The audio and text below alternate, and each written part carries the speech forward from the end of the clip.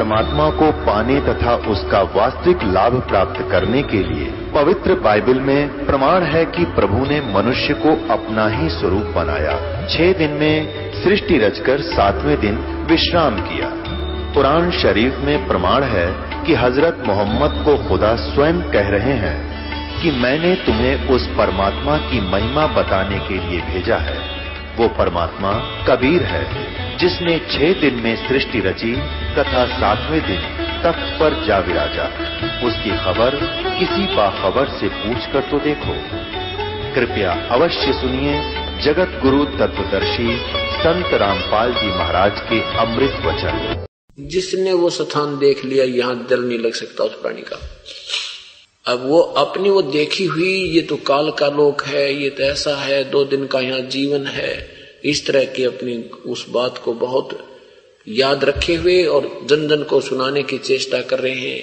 किसी की सुन नहीं रहे और ये वाणी बोलते ही जा रहे हैं, बोलते ही जा रहे हैं, चुप ही नहीं हो रहे। तो गांव वालों ने सोचा भाई लड़का तो लड़की का जीवित हो गया, परंतु पागल हो गया था। ये पागल हो गया और वो दूध इसने जंतर मंत्र का बाबा जी पिला गया, जिस कारण से लड़का पागल हो गया। उस लड़के गरीबदास जी को बावड़िया कहने लगे। पागल, बौड़िया, बावड़िया बोले। अब उनको बावड़िया कहने लगे कि वो बावड़िया पागल बोला, तो पागल है, बांडे सारा दिन। तो इन्होंने सोचा भी कोई बात नहीं, पागल अवश्य हो गया बच्चा, पर लड़की इसके सहारे अपना जीवन व्यतीत कर लेगी, यो जीवित तो हो गया, शुक्र मनाओ भगवान का। अब परमात्मा जब 13 वर्ष के हो गए, 3 वर्ष के बाद एक गोपाल दास नाम के दादू पंथ के एक संत बने हुए थे। बनिए के घर का जन्म था उस महापुरुष का, और वो दादू पंथ श्री दादू साहेब के अनुयायी थे। उस पंथ से उनको उपदेश था और वो संत वाणी के विषय में जानते थे। एक दिन उसने लाल कपड़े पहन रखे थे, साधु रूप बना रखा था, जैसा हम साधु मानते हैं। जो हमारी वो धारणा बना रखे हैं लोगों ने, गल में माला, लाल कपड़े, मुंड मुंडा रखा होकर, दाढ़ी बढ़ा रखी हो, हम उसको संत मानते हैं। सादे कपड़ों में चाहे भगवान घूमता रहे, हम उसको महत्व नहीं देते।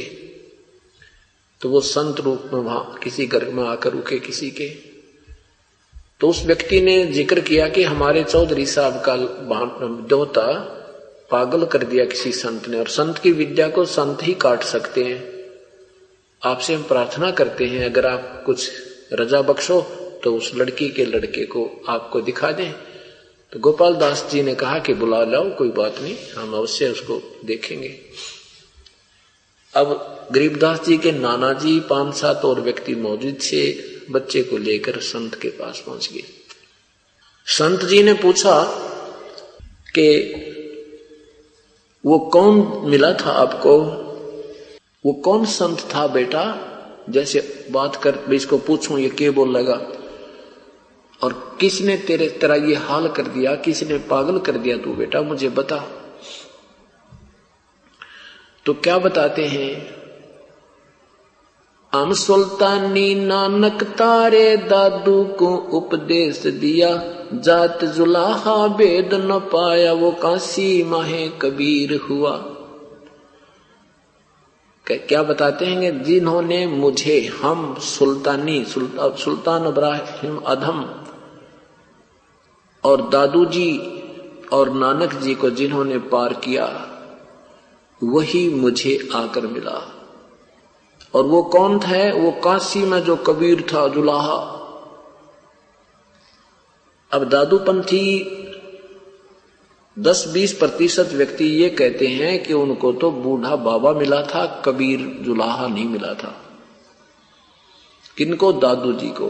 और ये कुदरती बात है, क्योंकि उन संतों में कोई ऐसा लेखन कार्य था को ना, संतों ने अपने जो विचार व्यक्त किए वो पूरे नोट हो नहीं पाए, कुछ नोट हुए, कुछ तो उनका एक संग्रह के बाद में उनकी यादगार बनाए रखने के लिए वाणियां संग्रह कर ली, ग्रंथ का रूप दे दिया गया।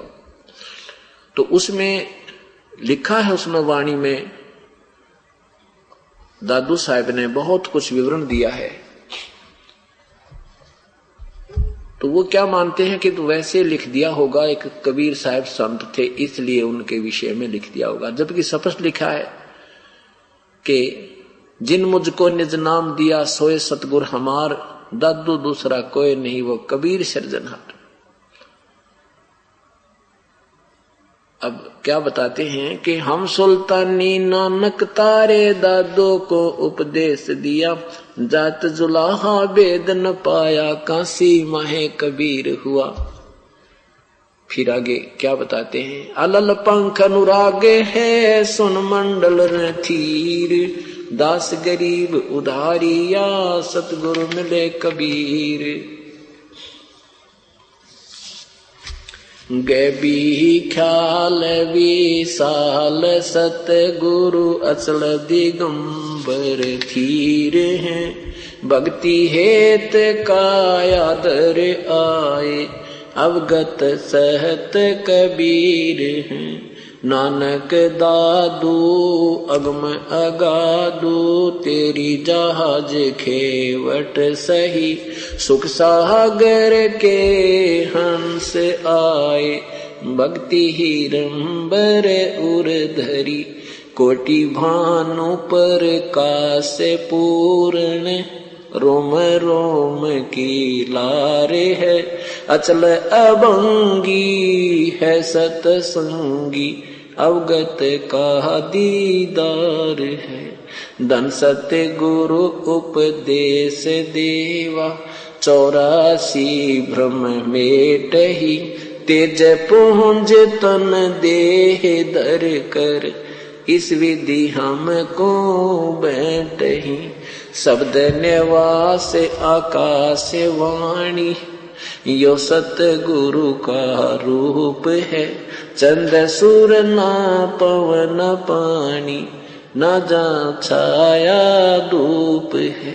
रहता रमता राम साहेब अवगत अलह अलेख है, भूले है पंथ विटम्बवादी, वो कुल का खाविंद एक है।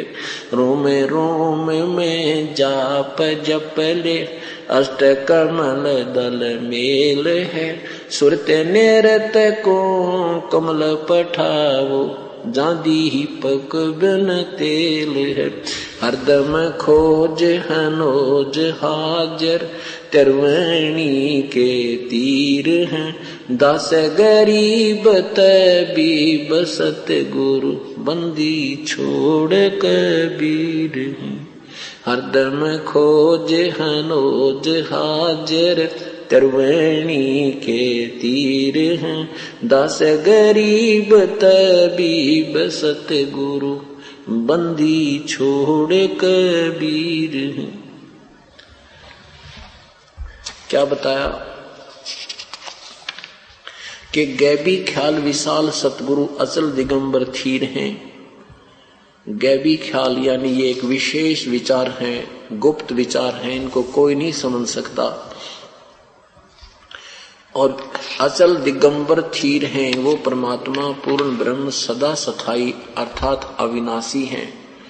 और वो हमारी भक्ति को भाव को बनाए रखने के लिए, सत भक्ति को यहाँ बनाए रखने के लिए, इस कारण से भक्ति के हेत भगत हेत अपनी प्यारी आत्माओं के लिए यहाँ पर आ जाते हैं। और कायाधर आए, जो वास्तविक शरीर है परमात्मा का, उसको हम चरम दृष्टि से नहीं देख सकते। उसके ऊपर एक ओवर कोट हल्के तेज पुंज का बनाकर परमात्मा इस विधि हमको मिलते हैं, ऐसे हमें आकर मिलते हैं। कायाधर आए वो अविगत सत कबीर हैं, अविगत जिसको कोई नहीं जानता, वो अविनाशी सत कबीर, हक्का कबीर, अल्लाह कबीर, वो पूर्ण परमात्मा अविनाशी कबीर हैं। नानक दादू अगम अगादू और तेरी जहाज खेवट सही, इन महापुरुषों को भी, श्री नानक साहिब जी को, श्री दादू साहिब जी आदि को भी उसी परमात्मा ने पार किया। और उस सुख सागर के हंस आए भक्ति हिरंबर उर्धरी, कोटि भानु प्रकाश पूर्ण, करोड़ सूर्यों का प्रकाश रोम रोम की लार है। अचल अभंगी है सत्संगी, ये अवगत का दीदार है। उस परमात्मा का ऐसा दर्शन है। धन सतगुर उपदेश देवा 84 भ्रम मेट ही, और तेज पुंज तन दे धर के इस विध हमको भेंट ही। धन है वो परमेश्वर जो आप ही सदगुरु बनकर आए और हमारा इस संसारिक जन्म मृत्यु के चक्कर से हमारा झंझट मिटा दिया। उन्होंने वास्तविक ज्ञान दे दिया। शब्द निवास आकाशवाणी, शब्द निवास, शब्द का अर्थ समझो अविनाशी तत्व, यानी परमात्मा वहां अविनाशी रूप में, स्थायी रूप में, अविनाशी रूप में रहते हैं। और आकाशवाणी उनकी ये अमृत वाणी ही उनका अब यहाँ स्वरूप समझो। उनके दिए हुए विचारों को उन्हीं का आदेश समझो। जैसे ये कवर है अंदर हमारा एक शरीर का, इसमें से जो हम बोल रहे हैं ये इसके अंदर सारा हमारे जो इसमें था वो सारा बाहर आ गया। तो ये जो वाणी बोल रहे हैं उनके विचार हैं, बाकी ये 5 तत्वों का पुतला था। तो ये जो उनकी अमर वाणी है ये उन्हीं का रूप, उन्हीं का आदेश, उन्हीं का वास्तविक संकेत समझो। रहता रमता राम साहेब अवगत अलेख है, और बुल्ले पंथ विटम्ब वादी, विटम्ब ये डोंगी, वादी माने ये वाद विवाद करने वाले, अपने अपने थ्योरी बनाकर, सिद्धांत बनाकर, पुस्तकें बनाने वाले, ये सब भूले पड़े हैं सब पंथ। वो तो एक ही सबका पति है, एक ही मालिक है, खाविंद है, कुल का खाविंद एक ही है, वो परमात्मा कबीर है। रोम रोम में जाप जप ले अष्ट कमल दलमेल है, अर्थात अपनी भक्ति को बढ़ाओ, श्रद्धा बढ़ाओ, प्यार बढ़ाओ प्रभु में। एक समय ऐसा आएगा जब आप सिमरण करोगे या परमात्मा की कोई याद आएगी, आपका रोम रोम कांपने लग जाएगा, रोम रोम में एक सरसराहट होगी, अंदर से ऐसी एक जो है ना हिलोर सी उठा करेंगी, एक थ्रिलिंग सी होगी सारे शरीर में। वो ऐसा जाप बहुत ज्यादा जाप के तुल्य होता है। ऐसा जाप जो होता है जिसमें सिमरण करते समय एक आध बार कभी कभी और रोंग खड़े होने लग जाएंगे, तो वो आपके इतने जाप के तुल्य हो गया। 3.5 करोड़ रोम को माने गए, तो एक ही ऐसा जो जाप होगा तो इतना जाप आपका काउंट हो जाता है। फिर कहते हैं सुरत नृत्य को कमल पठाओ, रोम रोम में जाप जप ले अष्ट कमल दलमेल है। 7 कमलों का ज्ञान है, मूल कमल, स्वाद कमल 2, नाभि कमल 3, हृदय कमल 4, 5वां कंठ कमल, 6वां त्रिकुटी और 7वां सहस्रार कमल। वो अष्ट कमल दल 8वें कमल में वो सतलोक में परमात्मा का मिलन होगा। हृदय हरदम खोज हनोज हाजिर त्रिवेणी के। फिर कह सुरत नृत्य को कमल पठाओ जहां दीपक बिन तेल है। जैसे प्रत्येक कमल में रोशनी है, प्रत्येक कमल में, क्योंकि मूल कमल में गणेश जी का वास है, उनका लोक है, वो लोक तेजों में है, अपने आप 100 प्रकाशित सभी लोक हैं, और उन भगवानों के शरीर भी 100 प्रकाशित हैं। तो उस कमल को जब दूर से हम देखेंगे, जैसे कोई वस्तु आप वहां 10-20 आप लाइट इकट्ठी जगा दो बिल्कुल थोड़े थोड़े समय स्थान पर बल्लभ, तो दूर से देखेंगे वो प्रकाश पुंज दिखाई देता है। निकट जाएंगे तो पता लगेगा ये तो 1-1 फुट की दूरी पर काफी बल्लभ लगे हैं। तो ऐसा जब दूर से देखते हैं तो तो वहां कहते हैं वो उसमें उस कमल में बगैर दीपक के ही, उस दीपक में बगैर तेल के रोशनी है, अर्थात उसका कोई व्यवस्थक नहीं है, तो वो अपने आप जल रही है, वो ज्योत जल रही है, वो चमक दिख रही है आपको। तो कहते हैं हरदम खोज सुरत नृत्य को कमल पठाओ जहां दीपक बिन तेल, हरदम खोज हनोज हाजिर त्रिवेणी के तीर।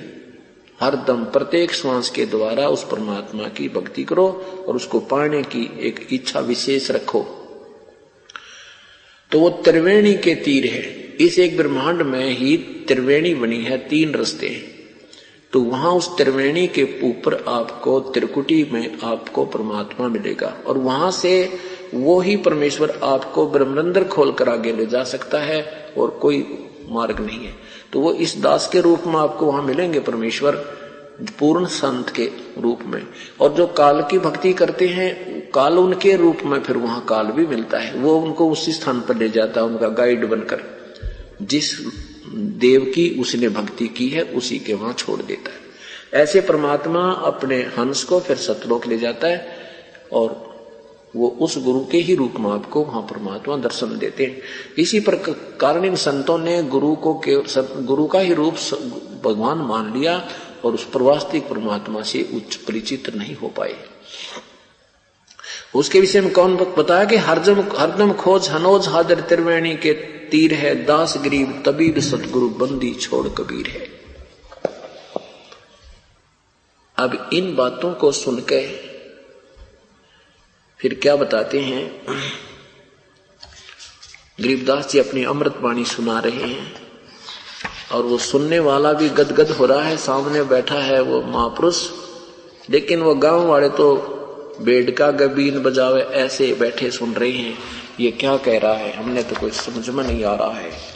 तो क्या बताते हैं, तो जब धर्मदास से कहते हैं कबीर साहब मुझे धर्मदास के पास, वहां क्या क्या देखा हमने, कहते श्वेत सिंहासन सेत अंगा, श्वेत छत्र जाका सेत ही रंगा।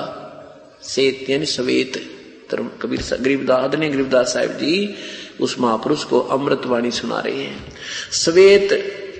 श्वेत सिंहासन श्वेत ही अंगा, श्वेत छत्र जाका श्वेत ही रंगा।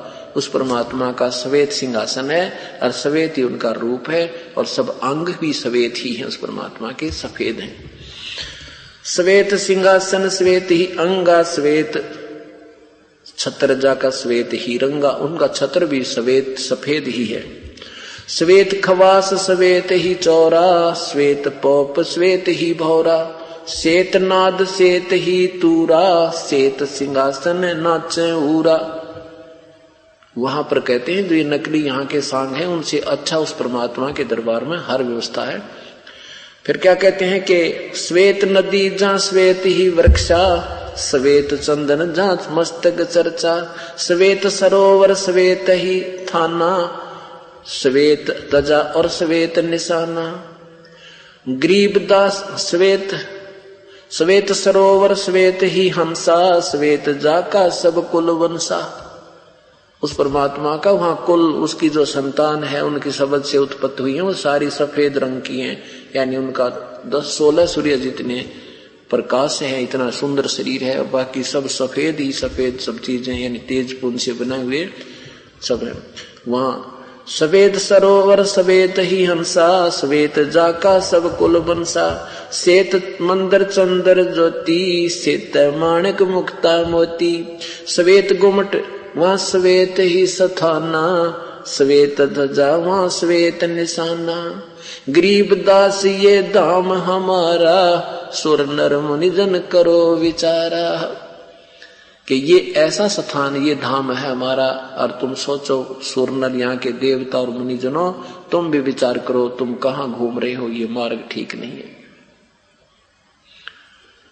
आदि सनातन पंथ हमारा, कहते हैं फिर क्या बताते हैं कि बिन ही पंथ पंथ है भाई। अब वो पूछता है कौन, गोपाल दास, कि वहां कैसे जाया जा सकता है महाराज। बिन ही पंथ पंथ है भाई, बिन चरना चाल सो जाई।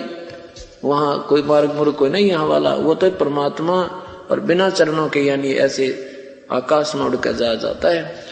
बिन ही दे धरे जा ध्याना, दे न गे न पिंड न पुराना।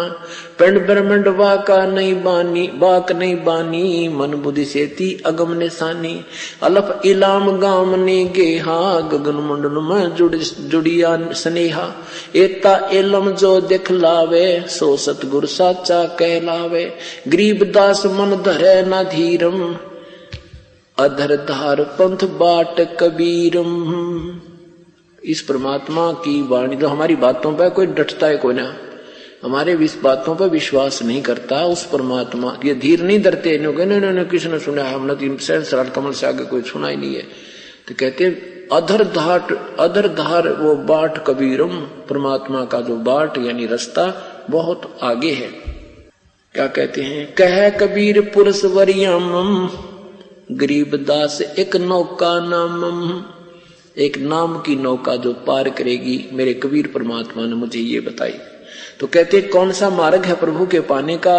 आज सनातन पंथ हमारा, जानत नहीं ये संसारा, पंथों बीच पड़ा है बैदा, पंथों से ती पंथ अलैदा, बेखों बीच पड़ा है बैदा। सठ दर्शन सब खटपट होई, हमरा पंथ न पावे कोई, हिंदू तुर्क कदर न जाने, ये रोजा ग्यास करें ढंगताने।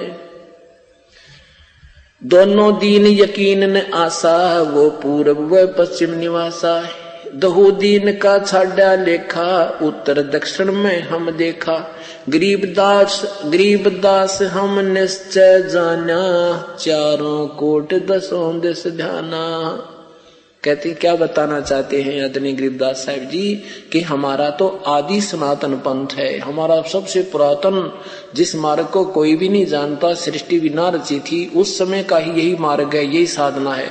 सृष्टि रचने के बाद इन लोगों ने अपने मनमुखी सिद्धांत बनाकर ये पंथों में बहदा है, यानी कितने पंथ हैं, सबके विचार न्यारे न्यारे, इनके मंत्र न्यारे न्यारे, इनकी छुरी अलग है। ये कहे ऐसा भगवान, कोई कहे ऐसा नहीं, कोई कहे शिव जी पूर्ण, कोई कहे विष्णु पूर्ण।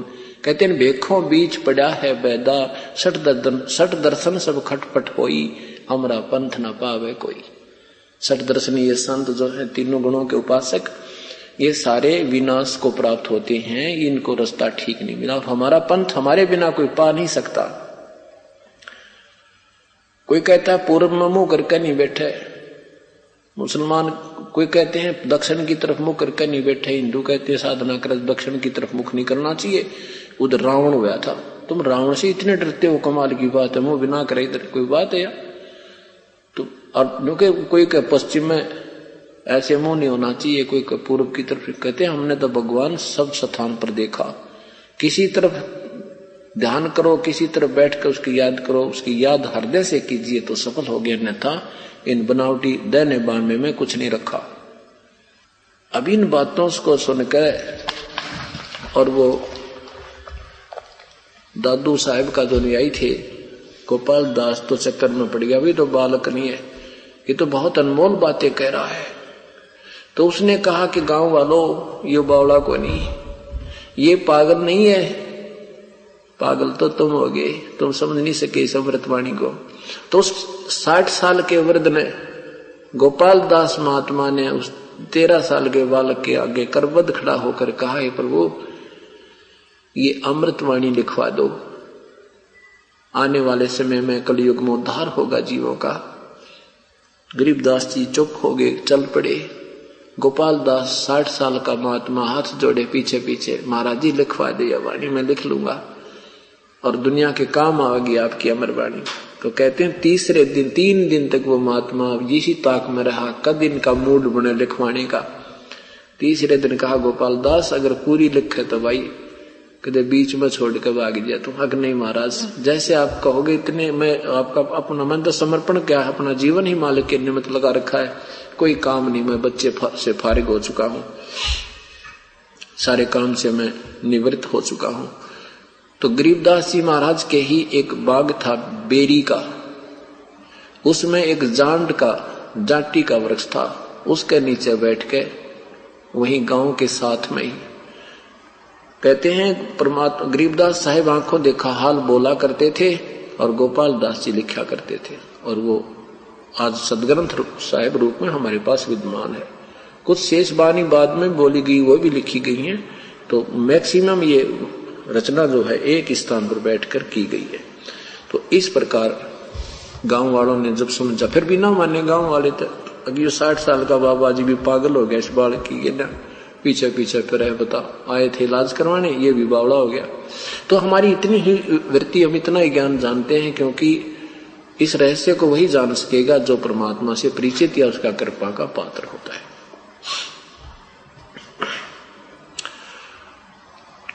अब गरीबदास साहिब ने अपने परमात्मा की पूरी ठोक कर गवाही दी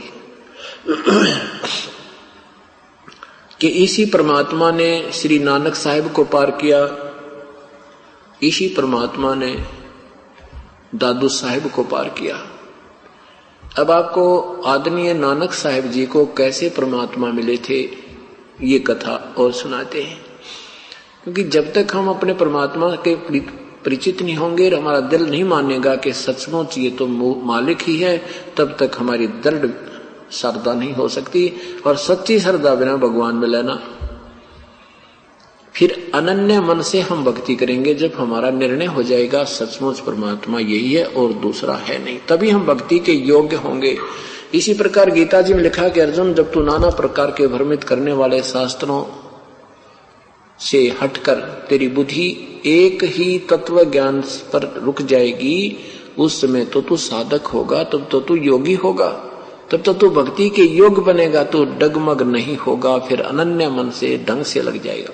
आदरणीय नानक साहिब जी का जन्म सन 1469 में हुआ। कहाँ हुआ? पश्चिमी पाकिस्तान, पहले सारा हिंदुस्तान ही था। उसमें तलवंडी नामक एक शहर है, वहां पर श्री कालूराम मेहता खत्री के घर पे आदरणीय श्री नानक साहिब जी का आविर्भाव हुआ। श्री नानक साहिब जी की कुछ पहले की हिस्ट्री कहानी सुनाते हैं। यही श्री नानक साहिब जी वाली पुण्यात्मा पहले राजा अम्बरीश थी। सतयुग में राजा अम्बरीश थे, ये इतनी पुण्य साधना की, इन्होंने इतनी सच्ची लगन से साधना की भगवान विष्णु जी की कि इनके सामने दुर्वासा जैसी तोब भी नतमस्तक होकर हार कर गई थी। दुर्वासा जी ने इनको मार्गदर्शन करना चाहा था, क्योंकि जिसने जितना ज्ञान है वो अपने ज्ञान को श्रेष्ठ मानता है और दूसरे को मूर्ख समझता है। लेकिन ज्ञान इन सभी को नहीं था, पूर्ण ज्ञान नहीं था, फिर भी अपनी अपनी थ्योरी सी को दृढ़ मानते थे, सिद्धांत को पक्का मानते थे। तो दुर्वासा जी भगवान को निर्गुण रूप से मानता था और निराकार ही मानकर उसकी साधना करके अपनी सिद्धि प्राप्त करके वो हल्दी की गांठ का पंसारी बन गया था। अब उसने एक दिन राजा अम्बरीश को देखा कि वो एकादशी का व्रत भी कर रहा है और साथ में भगवान विष्णु की साकार मूर्ति रखकर पूजा भी कर रहा है। मूर्ति की पूजा नहीं कर रहा था वो, मूर्ति वैसे रखना पाप नहीं, बल्कि मूर्ति का सत्कार पाप नहीं, बुरा नहीं, लेकिन उसी पर आधारित हो जाना और सत भक्ति ना करना वो पाप होता है। मूर्ति की ही पूजा पाप होती है, सत्कार पाप बुरा नहीं होता। तो वो दुर्वासा ने देखा कि ये नादान क्या साधना कर रहा है, इसको मैं सतमार्ग बताता हूँ। तो उसने क्या कहा कि तो आप ये जो साधना कर रहे हो ये व्रत भी त्याग दो और ये सरगुण पूजा मत करो, मैं जो साधना बताता हूं ध्यान लगाओ। अब ऋषि जी ने सोचा, उस दिन आ गया जिस दिन उसका एकादशी का व्रत था। किसका? राजा अम्बरीश का। तो दुर्वासा जी ने कहा कि मैं खाना, दुर्वासा जी ने से कहा अम्बरीश जी ने कि भोजन पाओ ऋषिवर। तो दुर्वासा जी ने कहा मैं पहले स्नान करके आता हूं, फिर मैं खाना खाऊंगा। तो उधर से क्या जिसने जो गुरु बना रखे थे अम्बरीश राजा ने, उस गुरु ने बताया कि एकादशी का व्रत को इस समय से पहले पहले खोलना होता है, उसमें केवल जल आहार करना होता है। तो ये जल आहार तो इस समय करना है तूने। तो उसने जल आहार कर लिया ऋषि दुर्वासा के आने से पहले। और व्रत नहीं रखते थे राजा अम्बरीश, वो वैसे उसका तरीका कुछ और होता है, जैसे संयम करते थे। जैसे कोई 8 रोटी खावा है, 10 रोटी खाता है डेली, तो 1 रोटी प्रतिदिन कम करते करते एकादशी वाले दिन वो बिल्कुल रोटी नहीं खाता था। ऐसे उसने व्रत समझो या संयम से अपना ये कार्य करता था, ताकि अपना अभ्यास बना रहे, भक्ति में ध्यान लगा रहे। इस विधि का तरीका अपना रखा था उन्होंने। तो उसके कारण दुर्वासा जी ने कहा कि ऐसे मत किया करो, तुम ऐसे साधना करो। अम्बरीश जी ने सोचा ये कौन सा रोज रोज आवे है, कह दे अच्छा जी जैसे आपका हुक्म। वो चले गए और फिर अगली बार दुर्वासा जी फिर उसी दिन आ गए जिस दिन एकादशी थी, वो फिर वैसी क्रिया कर रहा था। तो दुर्वासा जी ने गुस्सा होकर के तू मेरी बात को नहीं मानता है, मैं कहता हूं ऐसा क्यों नहीं करता है। अपनी सिद्धि से एक चक्कर छोड़ दिया, उसको सुदर्शन चक्कर छोड़ दिया मारने के लिए। किसको? अम्बरीश राजा को। अब हमारे मन में एक शंका और आती है कि ये कहां से ज्ञान ले आए, सुदर्शन चक्कर तो विष्णु जी के पास ही होता है। नहीं, एसपी के पास भी पिस्टल होता है, थानेदार के पास भी होता है, और उसको नाजायज जोन सा प्रयोग करेगा दोनों अंदर हो जाएंगे। तो उसने निर्दोष पर प्रयोग कर दिया किसने? अम्बरीश ने। अम्बरीश के ऊपर दुर्वासा ने वो सुदर्शन चक्र छोड़ दिया। सिद्धि से एक आग का गोला सा चलता है ऐसे गोल गोल और भक्कड़ सा पाटता चले। अब अम्बरीश के चरण छू कर वो सुदर्शन चक्र और दुर्वासा की तरफ उग्र रूप धार करके मारने के लिए चल पड़ा। आकाश में उड़ गया। सिद्धि तय कहां पहुंचा? इंद्र के पास गया। विष्णु के पास इसलिए नहीं पहुंचा क्योंकि अम्बरीश जी विष्णु के उपासक थे और विष्णु के पास जाऊंगा तो विष्णु धमका देगा मुझे, उसका शिष्य है ये। तो पहले इंद्र के पास। इंद्र ने कहा भी दुर्वासा जी मेरे बस की बात नहीं, मुझे क्यों मरवावे, तुम शिव जी के पास जा। अब शिव जी के पास गया। शिव जी देखा उस हाथ में वो आ रहा इतनी दूरी से पूरी बिजली सी पाट चमकती हुई। शंकर भगवान ने से अपनी रक्षा की भीख मांगी तो शंकर भगवान ने कहा मेरे बस की बात नहीं, तो बहुत उग्र रूप धारण कर रखा है, आप ब्रह्मा के पास जाओ। ब्रह्मा के पास क्या? ब्रह्मा जी बोले मेरे बस की बात नहीं स्वामी जी, आप विष्णु जी के पास। अब मरता क्या नहीं करता, विष्णु जी के पास क्या। जब विष्णु जी के पास पहुंचा तो वहां क्या देखा कि वो इतनी दूर खड़ा हो गया सुदर्शन चक्र। अम्बरीश बात कर रहा है और वो एक विष्णु जी से बात कर रहे हैं। दुर्वासा याचना करे मुझे बचाओ भगवान, मुझे बचाओ भगवान। और वो सुदर्शन खड़ा खड़ा इंतजार कर रहा है कि अब क्या आदेश होगा। दुर्वासा को इतना यकीन हो गया कि वो रुक तो गया। तो भगवान विष्णु से कहा मुझे मेरी रक्षा करो। विष्णु जी ने कहा क्या आपने क्या गलती कर दी ऋषि जी? तब सारी कहानी बताई। तब विष्णु जी ने कहा ठीक है आप अपनी भक्ति करो, ये बाई फोर्स नहीं लगाना होता, किसी को जबरदस्ती करना पाप होता है। आप ज्ञान दो, आपका ज्ञान मानता है तो वो माने, नहीं मानता तब करता रहे, जबरदस्ती मत करो। और वो एक बात सुनो मेरी, वो ये ड्रामा नहीं कर रहा जो तुम सोच रहे हो, न वो व्रत करता है न ही वो मूर्ति की पूजा करता है। वो तो संयम करके ध्यान लगाता, भक्ति करता है और उसकी साधना बिल्कुल सही है जो मेरे लेवल की है। वो पाखंड नहीं कर रहा जैसे आपकी धारणा है। तो अब जाकर के उसके चरणों में वही अक्षमा याचना करो, वही अक्षमा करेंगे तो ये तेरी जान बचेगी, ना तो मेरे बस की बात है। अब दुर्वासा जी की यह बात जचे नहीं कि जब भगवान के दरबार में मेरी रक्षा नहीं तो वहां इसके दरबार में कैसे होगी। तो विष्णु जी ने कहा मैं जो कह रहा हूं ऐसा करो, तेरी जान वही बचेगी, मेरे बस की बात नहीं। उसे माफी मांगना करके उसके चरणों में जाके अब वापस आकर के अक्षमा याचना की अम्बरीश से। राजा अम्बरीश ने कहा दुर्वासा जी भक्ति के भाव से चलना चाहिए, मैंने कुछ नहीं किया, आपका किया आप ही को मिला है। अम्बरीश जी ने वो सुदर्शन चक्र पकड़ के और उसका पकड़ा दिया हथियार ले गाल गोज में।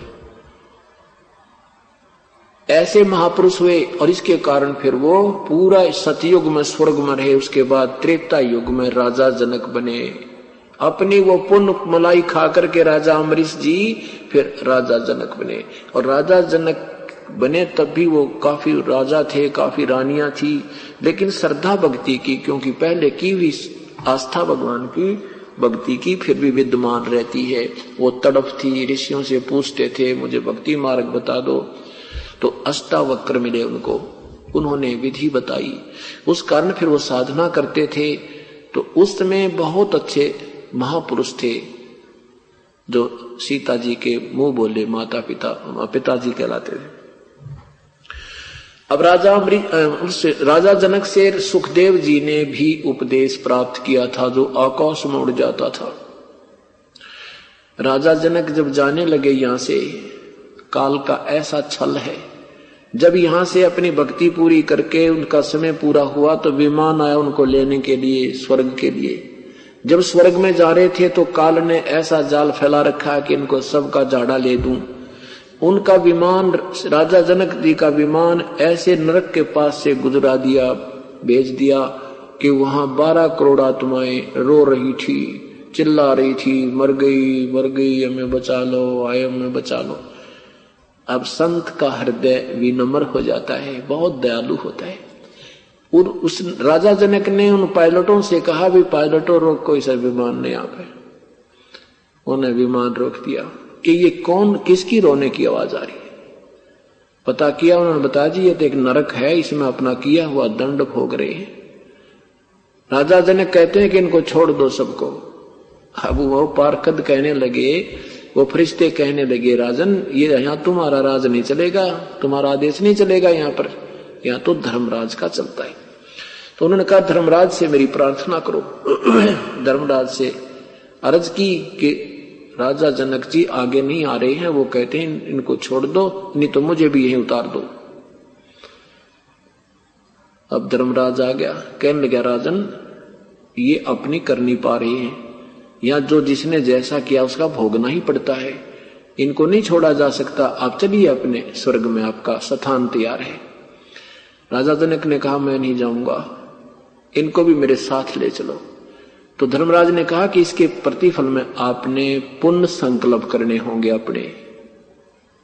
अब राजा जनक ने कहा मैं तैयार हूं। अब आद्य पुण्य संकल्प कर दिए उन 12 करोड़ आत्माओं को। उन राजा जनक के किए हुए संकल्प, दिए हुए पुण्यों की रेशो बना करके उन 12 करोड़ आत्माओं को उसी विमान में बैठा के और फिर स्वर्ग ले गया राजा जनक। अब जब तक राजा जनक के द्वारा दी हुई वो पुण्य कमाई उन 12 करोड़ आत्माओं के साथ रहेगी, वो स्वर्ग में रहेंगे और अपने पूर्व के पापों को भोगने के लिए पुनर्नरक में आना ही पड़ेगा। ये यहाँ का अटल नियम है। उधर से राजा जनक भी खाली करा दिया, आदि पुण्य खत्म हो गए उसके, आधे के फिर वो स्वर्ग में रहा। उसके बाद वही आत्मा श्री नानक जी के रूप में श्री कालूराम मेहता के घर उनका आविर्भाव हुआ, श्री नानक जी के रूप में सन 1469 में। अब पिछले संस्कार थे, भक्ति करते हुए युगों युगों आ रहे थे, वही तड़फ उसमें कुछ सिद्धियां रहती हैं, शेष रह जाती है। उनके आधार पर उनकी तड़फ थी, परमात्मा की चाह थी, सच्चा सौदा कर दिया। पिताजी ने भेजे थे कुछ पैसे देकर, वो साधुओं में बैठ दिए तेर, और फिर ऐसे काफी उनका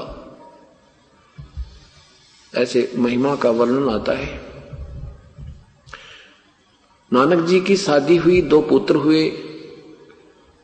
श्री नानक जी अपनी बहन नानकी की ससुराल में सुल्तानपुर नगर में, वहां नवाब के यहां मोदी खाने में नौकरी करते थे, भंडार घर में। और ऐसे प्रभु की चाह थी। और साथ बचपन में उनके हिस्ट्री में लिखा है, उनकी जीवनी में लिखा है कि ब्रजलाल पांडे से उन्होंने गीता जी का अध्ययन किया। और पांडे जी ने जो उनको ज्ञान कराया कि श्री कृष्ण ही पूर्ण परमात्मा है, ब्रह्मा ये विष्णु जी सर्वशक्तिमान है, श्री कृष्ण जी ने वही उनका अवतार था, कृष्ण जी ने गीता बोला। जैसा कि आम पवित्र हिंदू धर्म के अनुयायियों को दंत कथा लोक वेद का ज्ञान है, ऐसा ही श्री नानक जी को भी ज्ञान था। और वो अपना एक ओंकार का रट लगाते थे, ओम भगवते वासुदेव नाम का जाप करते थे, जैसा उनको बताया गया था। एक और प्रतिदिन वहां सुल्तानपुर शहर के साथ से बह रही दरिया, बेई दरिया में वो स्नान करने सुबह सुबह जाते थे। एक दिन परमात्मा कबीर साहिब, क्योंकि आदरणीय नानक साहिब जी पूज्य कबीर परमेश्वर जी का समकाल भी इनका काफी रहा है। सन 1398 से और सन 1518 तक परमात्मा 120 वर्ष तक रहे बनारस में सह शरीर, उसके बाद सह शरीर चले गए थे। और 1469 से लेकर और नानक जी भी फिर 60-69 वर्ष तक जिए थे। तो उनका काफी समय, 49 वर्ष का समय उनका आपस में समकाल बनता है। तो एक जिंदा महात्मा का रूप बनाकर उसी बेई नदी के ऊपर प्रकट हुए, जहां पर श्री नानक जी सुबह सुबह स्नान करने जाते थे। श्री नानक जी वहां पहुंचे, महात्मा जी को देखा, उनके पास बैठकर चर्चा करनी चाहिए।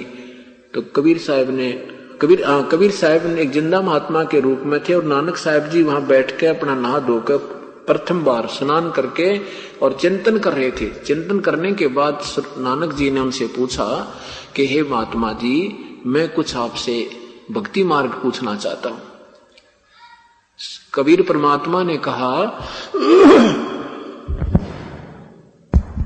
श्री नानक जी से कि हे महात्मा जी, मैं आपसे कुछ भक्ति मार्ग पूछना चाहता हूं। मैं सब जगह भ्रम भटक लिया, मुझे मार्ग नहीं मिल रहा।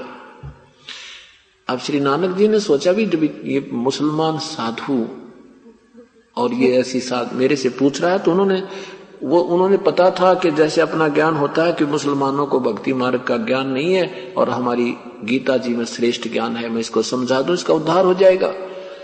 श्री नानक जी ने कहा कि बैठ जा जिंदा, तेरे भाग उदय होगे। मैं बताता हूं, भगवान विष्णु सर्वशक्तिमान हैं, यही पूजा के योग्य हैं, ये सृष्टि के रचनहार हैं। इन्होंने गीता जी बोला है और गीता जी का ज्ञान उस समय दिया था, ना कोई हिंदू था ना मुसलमान, ये किसी व्यक्ति विशेष का शास्त्र नहीं है। और इसमें कहा है कि मेरी भक्ति कर, तेरा मोक्ष हो जाएगा। तो परमात्मा ने कहा ठीक है, मैं आप जो बताओगे मैं सुनूंगा, मुझे भक्ति विधि और मार्ग बताना।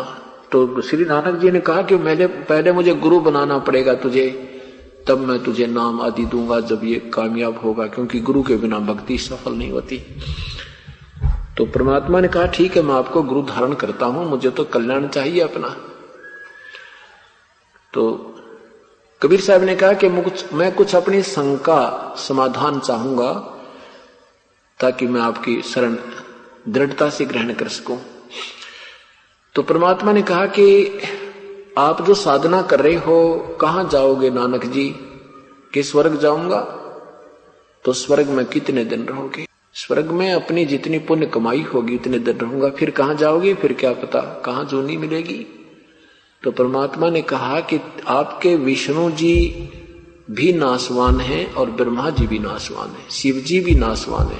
और गीता जी के 8वें अध्याय के 16वें श्लोक में लिखा कि ब्रह्मलोक से लेकर ये सभी लोग पुनर्वर्ती में हैं, ये सब विनाश में आते हैं। तो जब ना ब्रह्मा रहेंगे, ना विष्णु रहेंगे, ना शिव रहेंगे, तब ये जीव कहां रहेगा? और आप भगवान विष्णु, ब्रह्मा विष्णु महेश के माता पिता कौन है?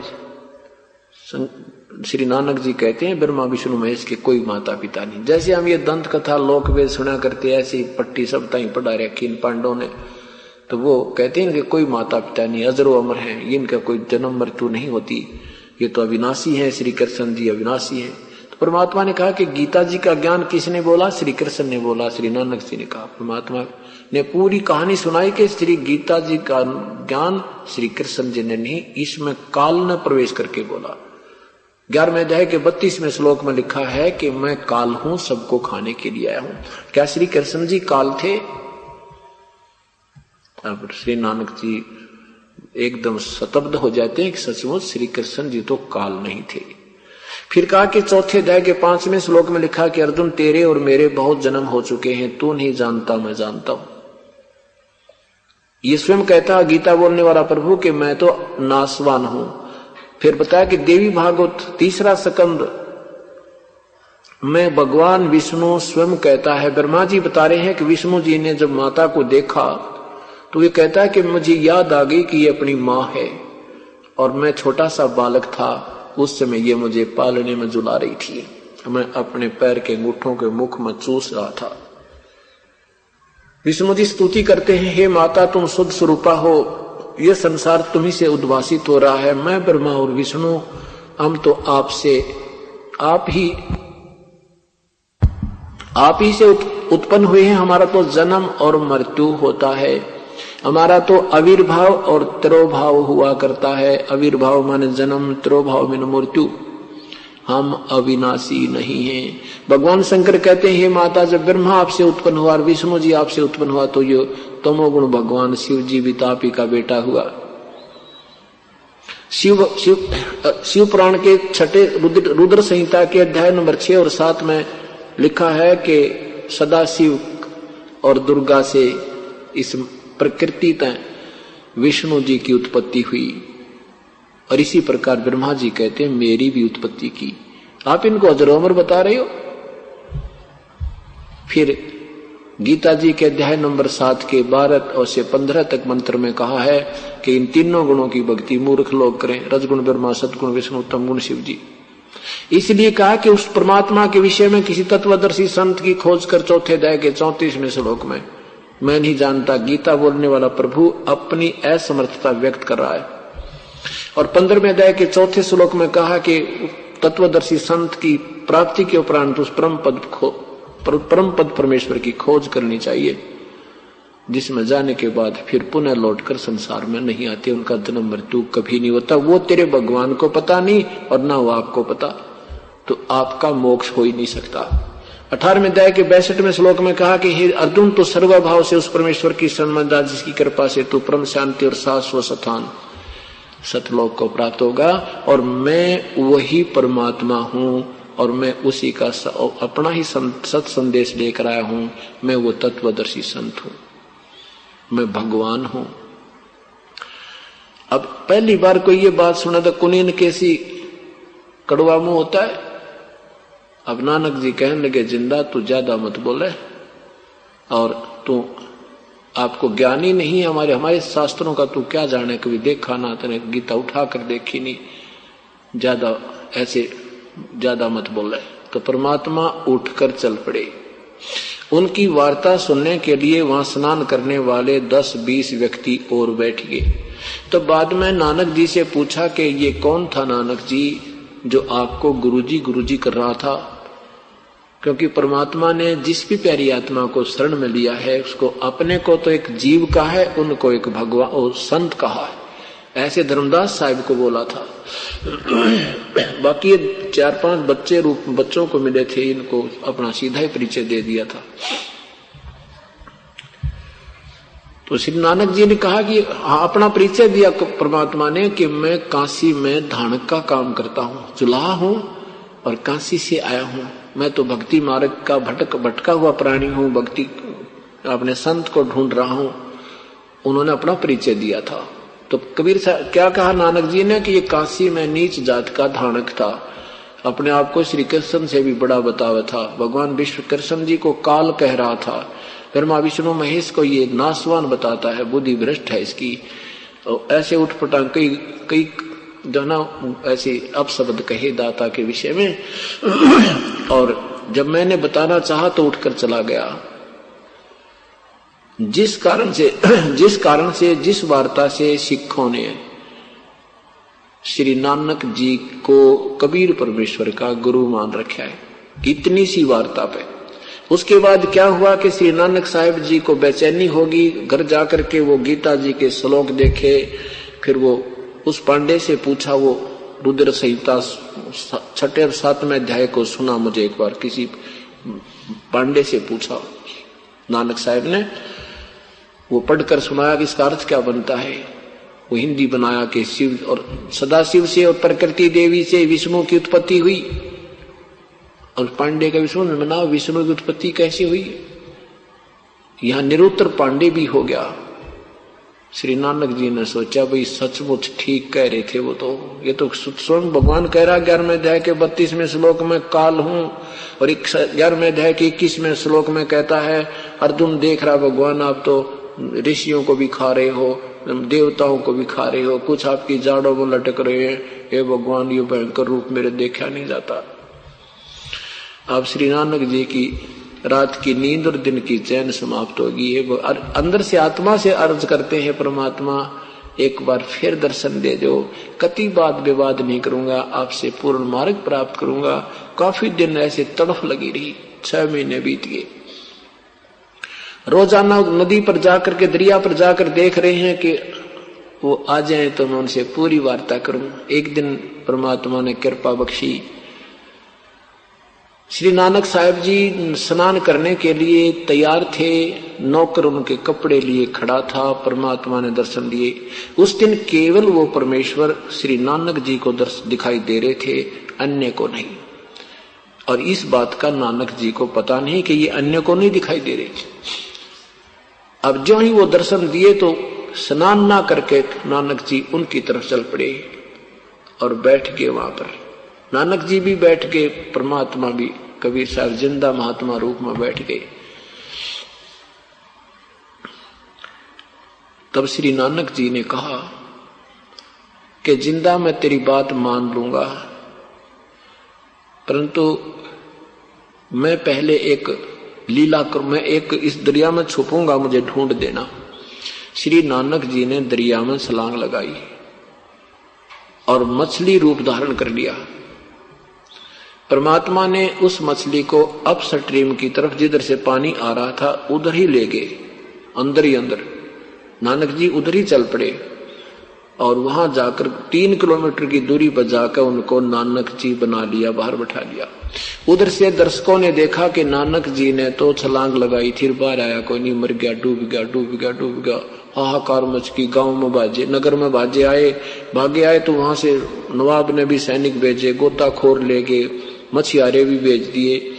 वो ढूंढ रहे हैं डाउन स्ट्रीम में, जिधर नहर का पानी बह रहा था, और वो बैठे अप स्ट्रीम में, जंगल में जा बैठाए। फिर वहां पूरी कहानी सुनाई, सृष्टि रचना सुनाई। परमात्मा कहते हैं, जो जन मेरी शरण है ताका हूं मैं दासे, गेल गेल लाग्या फिरूं जब तक धरती आकाश। हम इन्हीं चारों युगों में जन्म नहीं हुए, ना जाने कौन से जन्म में ये प्यारी आत्मा श्री नानक साहब जी परमेश्वर की साधक रही थी, जिसके कारण अब भी उसकी भक्ति की तरफ थी। और जैसी वो साधना कर रहे हो वेदों अनुसार, वो पुण्य स्वर्ग में खाकर वापस आ रहे थे, फिर जा रहे थे, फिर आ रहे थे। जैसे रात्रि में आपने श्री महावीर जैन जी की हिस्ट्री सुनी थी, ये हम सबकी स्थिति ऐसी ही है जब तक वो पूर्ण परमात्मा का वास्तविक मंत्र और विधि नहीं प्राप्त होगी।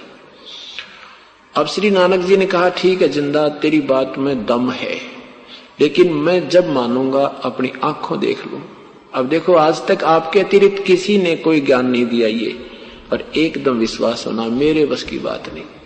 तब परमात्मा ने उनको प्रथम मंत्र दिया और कहा कि सेकंड मंत्र आपको मैं वहां कहते, फिर चल तुझे दिखाता हूं। शरीर वहीं रखा एकांत स्थान पर सुरक्षित, और आत्मा को निकाल कर श्री नानक जी के गरीबदास साहिब की तरह सब लोक दिखाए, ब्रह्मा विष्णु महेश सब दिखा करके, और सतलोक ले गए। वही प्रोसीजर किया जैसे दूसरे रूप में तेजों में शरीर करोड़ सूर्य करोड़ चंद्रमा मिला दे, वो सतपुरुष रूप में परमात्मा उस तख्त पर बैठे। नीचे से जिंदा रूप में गए हुए उस शरीर दूसरे अपने डबल रोल पर आप ही चवर करने लगे।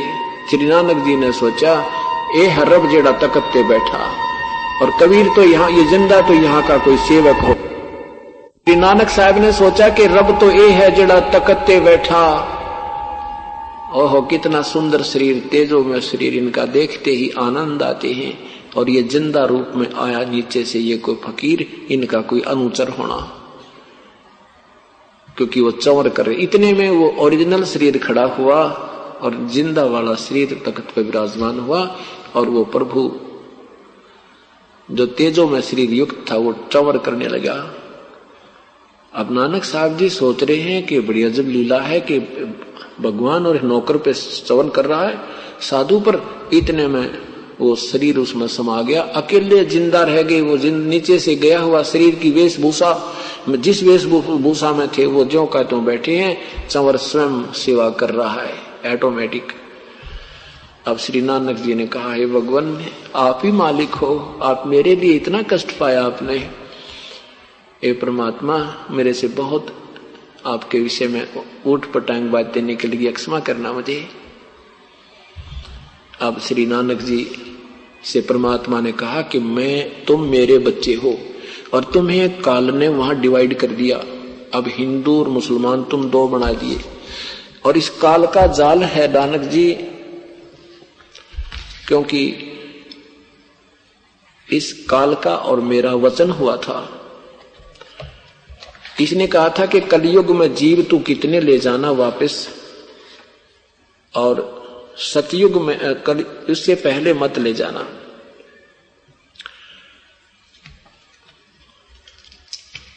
तो अब इसका देखो, द्वापर तक कोई धर्म नहीं था, कोई मजहब नहीं था, और अब तुम्हें दो रूप, दो बांट दिए, दो बना दिया।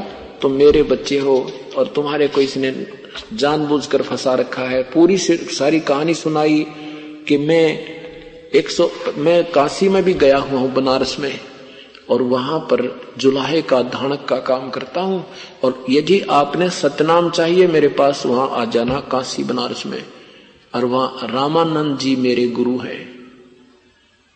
और सतनाम बिना मुक्ति हो नहीं सकती। सतनाम ये 2 मंत्र का जाप है, उसमें एक ओम है और एक वो तत् मंत्र गुप्त है। अब इतनी वार्ता सुनकर और परमात्मा ने ऐसे इस सिलसिले में 3 दिन, इस सिलसिले में 3 दिन बीत गए।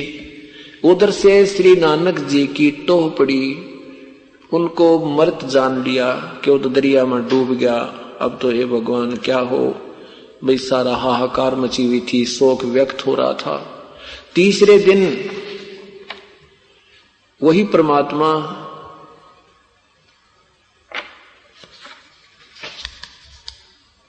तीसरे दिन वही नानक जी उसी समय स्नान करने वाले समय पर और वहां आते नजर आए।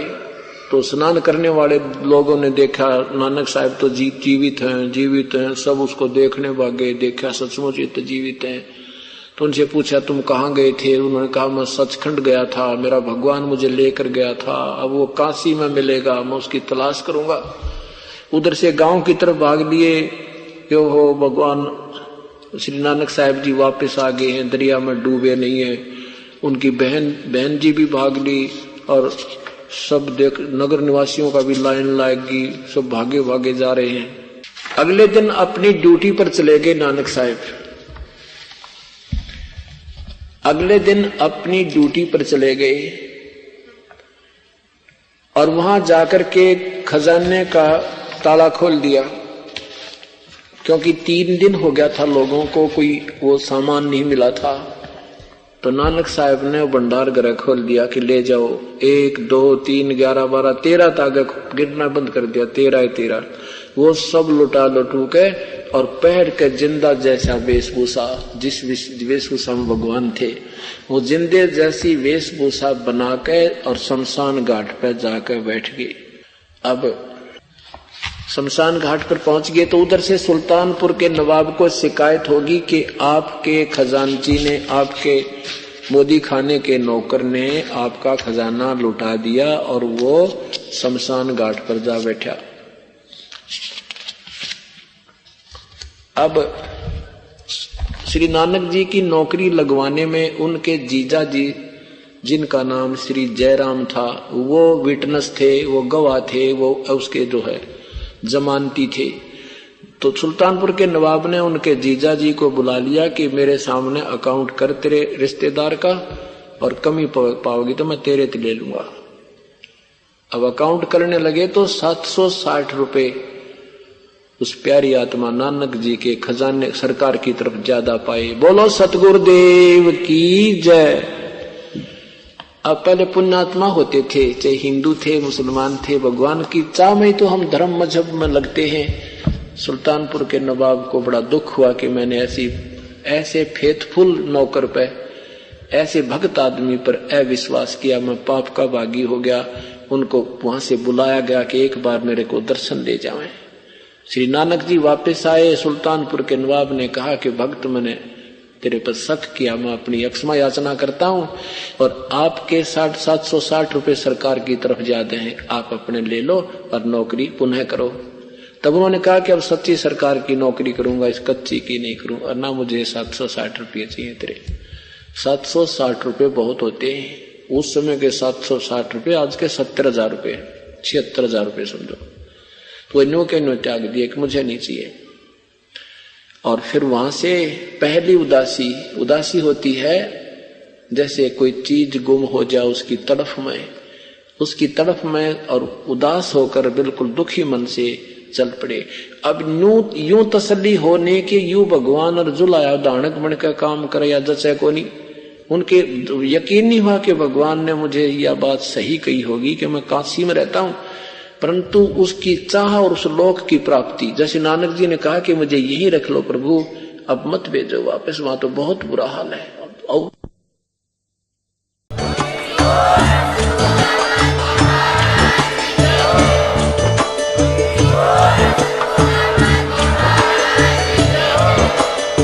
आप सुन रहे थे जगत गुरु तत्वदर्शी संत रामपाल जी महाराज जी के मंगल प्रवचन। अधिक जानकारी के लिए विजिट कीजिए हमारी वेबसाइट www.jagatgururampalji.org। संत रामपाल जी महाराज जी के शुभ आशीर्वाद से पूरे विश्व भर में 500 से भी ज्यादा नाम दीक्षा केंद्र हैं, जिन पर संत रामपाल जी महाराज जी द्वारा ऑनलाइन निशुल्क नाम दीक्षा दी जा रही है। अपने नजदीकी नाम दीक्षा केंद्र का पता करने के लिए संपर्क करें 8222880541।